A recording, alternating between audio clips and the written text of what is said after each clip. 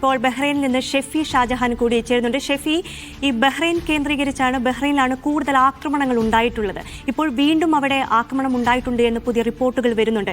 എവിടെയാണ് ഇപ്പോഴത്തെ നിലവിൽ ആക്രമണം ഉണ്ടായിരിക്കുന്നത്?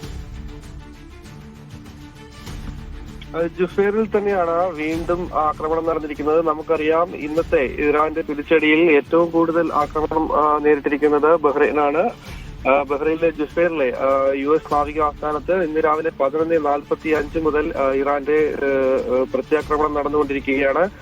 ഘട്ടം ഘട്ടമായി, അതായത് 11:45 തുടങ്ങിയ ആക്രമണം 1:45 കൂടിയാണ് ആദ്യഘട്ടത്തിൽ അവസാനിക്കുന്നത്. പിന്നീട് 2:30 ബഹ്റൈൻ സമയം 3 മണിയോടുകൂടി വീണ്ടും ആക്രമണം ഉണ്ടാകുന്നു. അങ്ങനെ കൃത്യമായ ഇടവേളകളിൽ ഇപ്പോൾ ബഹ്റൈൻ സമയം ഏകദേശം 5 മണിയായിരിക്കുന്നു. ഇപ്പോൾ തൊട്ട് മുൻപ് 4:45 ഇപ്പോൾ ജുഫേറിന് നേരെ മിസൈൽ ആക്രമണം നടന്നിരുന്നു. അതുപോലെ തന്നെ ബഹ്റൈൻ ഡിഫൻസ് ഫോഴ്സ് അതിനെ പ്രതിരോധിക്കാനായി എല്ലാവിധ സജ്ജീകരണങ്ങളും നടത്തുന്നതായാണ് ബഹ്റൈൻ അധികാരികൾ അറിയിക്കുന്നത്.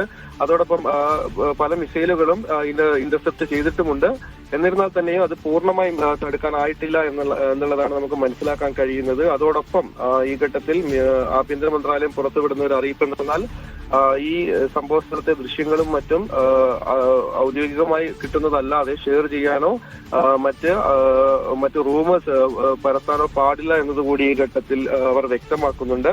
എന്നിരുന്നാലും രാജ്യത്തെ ആശങ്കകൾ ഒഴിഞ്ഞിട്ടില്ല എന്ന് തന്നെ വേണം ഈ ഘട്ടത്തിൽ പറയാൻ. ഇപ്പോഴും നമുക്ക് വ്യക്തതയില്ല, ഇനിയും ആക്രമണം ഉണ്ടാകുമോ ഇല്ലയോ എന്നുള്ളത് വ്യക്തതയില്ല.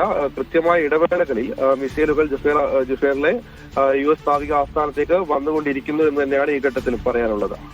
അതെ, ഇതാണ് ബഹ്റൈനിലെ ഒരു അവസ്ഥ. എന്നാലും ബഹ്റൈനിലാണ് കൂടുതൽ ആക്രമണങ്ങൾ ഉണ്ടായത്. ജുഫേർ കേന്ദ്രീകരിച്ച്, സൈനിക താവളം കേന്ദ്രീകരിച്ച് വലിയ ആക്രമണമാണ് ഉണ്ടായിരിക്കുന്നത്.